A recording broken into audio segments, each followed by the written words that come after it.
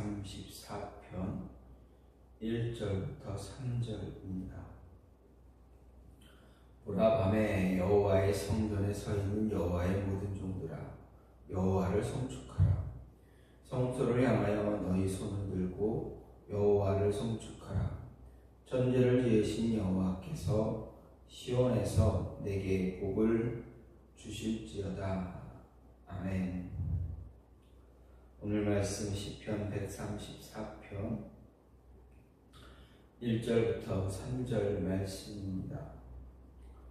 오늘 말씀은 시편의 15편의 성전 순례시 가운데 마지막 시 15번째 시로서 이제 드디어 오랜 여정 끝에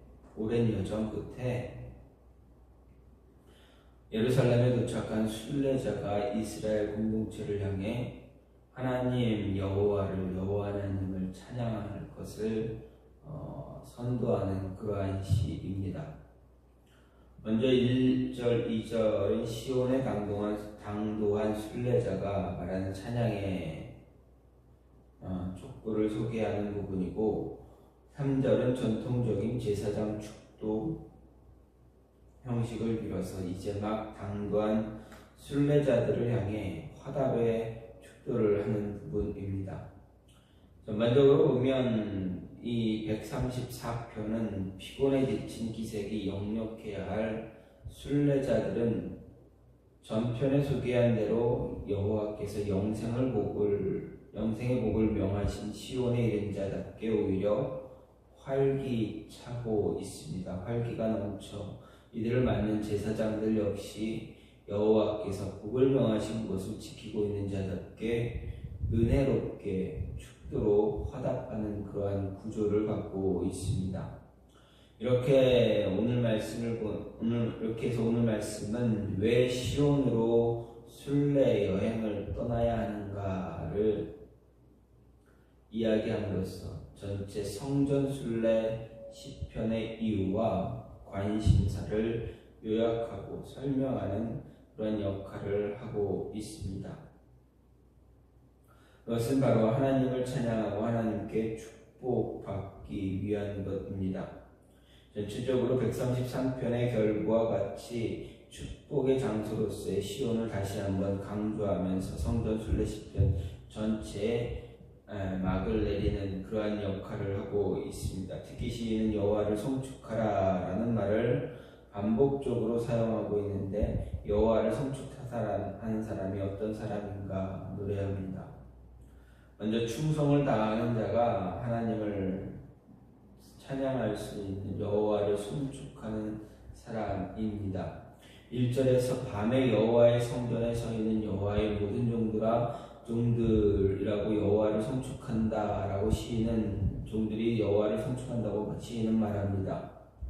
여기서 시인이 말하는 종들, 매일 아침 저녁으로 상건들을 드리라는 명령, 그리고 저녁부터 아침까지 항상 여호와 앞에서 그 등불을 지키라는 명령에 따라서 일몰 이후부터 새벽까지 성수에서 봉사하는 모든 제사장과 레위인 봉사자들을 가리키는 그러한 말입니다.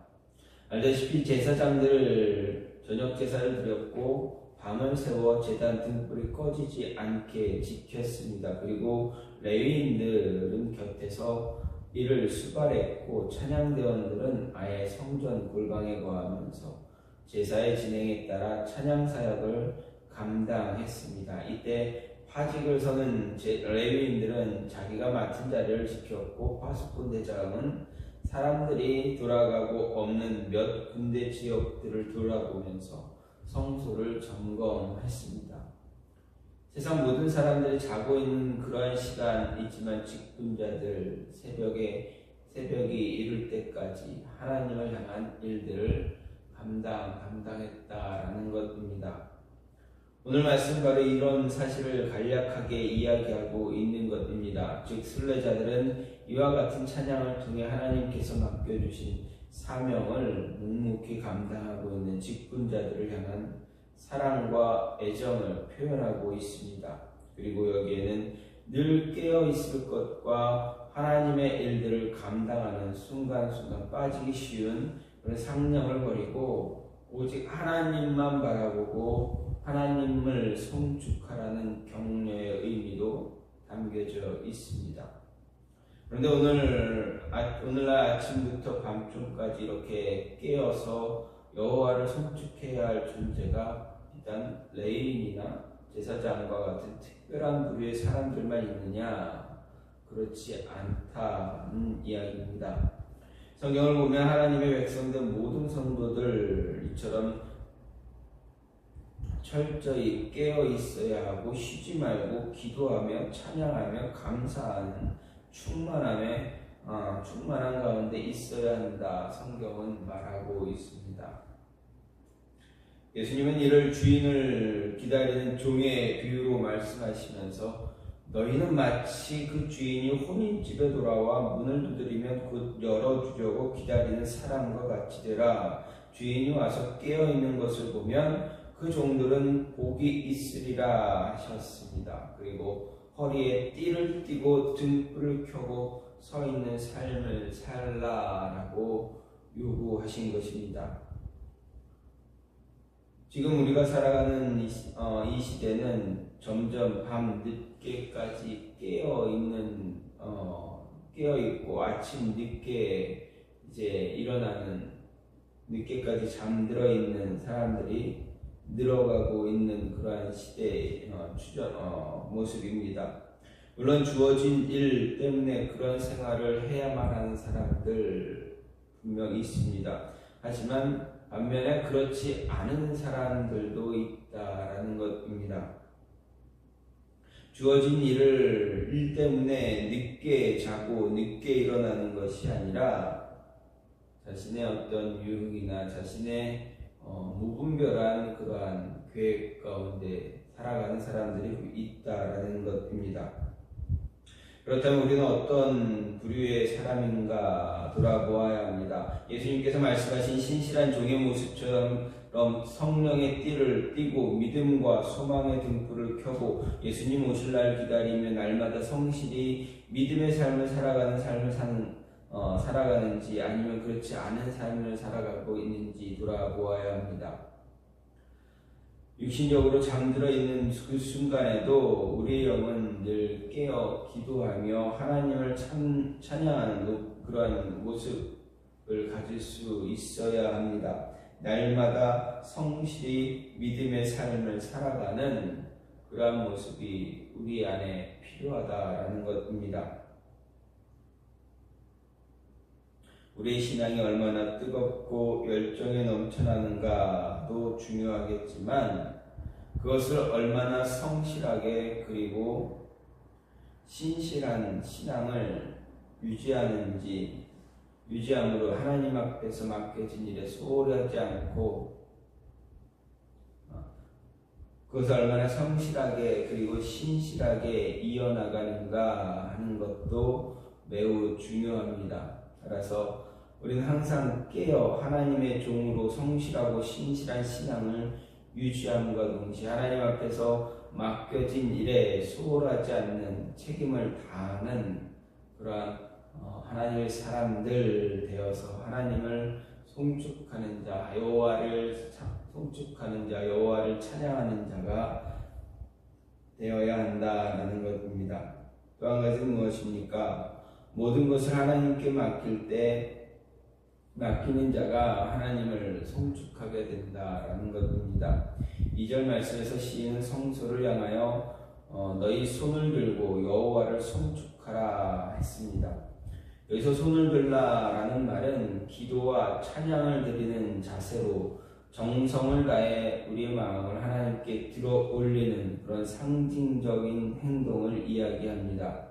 즉 전심으로 하나님을 찬양하라 요구하고 있습니다. 그리고 더 나아가 하나님을 예배함에 있어서 하나님의 이름에 합당한 예를 표하라는 이야기입니다. 이를 위해 시인은 성소를 향해 손을 들고 여호와를 송축하라고 명령하고 있습니다. 또한 송축하라는 말에는 찬양하라는 기본적인 뜻을 가지고 있지만 같은 의미의 다른 단어들과는 달리 찬양의 행위와 마음의 자세를 포괄하는 전적인 찬양의 모습을 이야기하고 있다라는 것입니다. 즉, 이 송축하다라는 말 속에 무릎을 꿇다는 의미가 내포되어 있습니다. 하나님께 무릎을 꿇는다는 우리의 행위를 기본으로 전제하고 있는 것입니다. 이렇게 시인은 손을 들고 무릎을 꿇는 최고의 예로 하나님을 찬양하라 말합니다. 성소는 하나님의 언약의 상징인 언약궤가 있는 곳입니다. 따라서 그 성소에 나와 하나님을 예배한다는 것은 단지 제물만을 드리거나 떡만을 구워 드리거나 하는 그런 외적인 모습뿐만 아니라 마음과 정성을 하나님께 드려야 하고 우리가 표현할 수 있는 최선의 표현과 예로서 하나님을 예배할 수 있는 모습을 가져야 한다는 것입니다. 스펄전 목사는 이런 말씀을 보면서 오늘 말씀을 이렇게 해석하기도 했습니다. 여호와를 올바르게 생각하고 그분에 관하여 정당하게 말하라. 겸허함으로 그분을 받들고 사랑을 가지고 그분께 가까이 가며 열렬히 그분을 기뻐하라 라고도 해석했습니다.